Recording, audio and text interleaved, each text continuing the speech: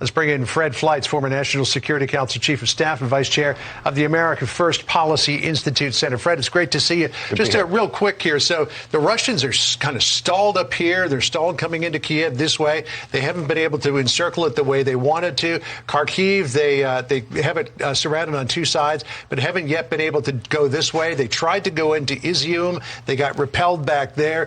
Fighting continues here in Mariupol. There's been no meaningful progress for the Russians in this area to get past Mykolaiv and on toward Odessa.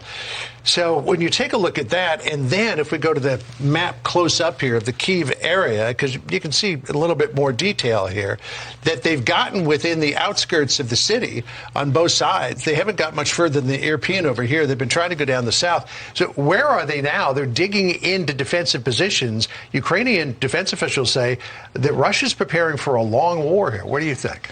Well, the Washington Post had a great piece on this today saying that the Russian army is approaching what's called the culminating point, the maximum of its achievements. And I think Putin is looking at the situation where he realizes that he cannot win, but also he does not want to lose.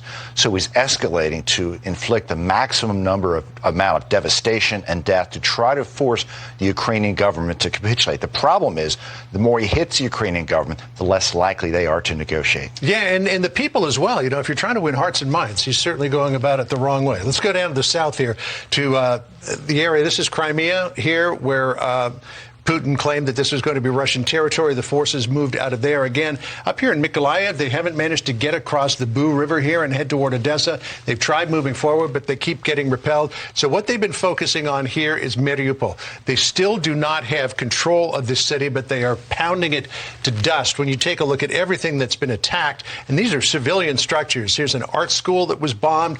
Here is that theater that was bombed. We'll show you a picture of that in just a second. The maternity hospital, another hospital over here, which apparently Russian troops have taken control of, and they have held people hostage. Here's a steel plant, which you could say might manufacture goods for the war effort, but it's mostly a civilian target. And then take a look at this. This was this theater, and this right here spells out in Russian children, and you can still see that here in the parking lot of this theater. But the theater itself, half the building is gone. So now what they're doing in Mariupol is saying, we're going to bomb you into oblivion unless you lay down your arms. Yet the Ukrainian military is saying, no, we're not going to do that. And the Ukrainian people are saying the same thing. I think that's right. Could you go back to the Crimea map? Sure. So we have a problem here, which I think you referred to, that not only does if there's going to be peace talks, this agreement has to be sold to the Ukrainian people, not just the Ukrainian government. And these atrocities will make it hard for them. And also, this additional territory which Russia took, assuming there's an agreement that maybe Crimea and Luhansk and Donetsk, that will be resolved later, the status of that. Russia will want to keep all this extra territory that it took. Yeah, that's going to be unacceptable. They now have a land bridge, which is what they wanted, between southwestern Russia and the Crimean Peninsula. Because we know usually when peace treaties come about, the armies keep the territory they've taken. So just letting Russia stay in Crimea to be resolved later, Russia's not going to want to do that. And the Ukrainian government and the Ukrainian people, the people in Mariupol are not going to let Russia keep Mariupol.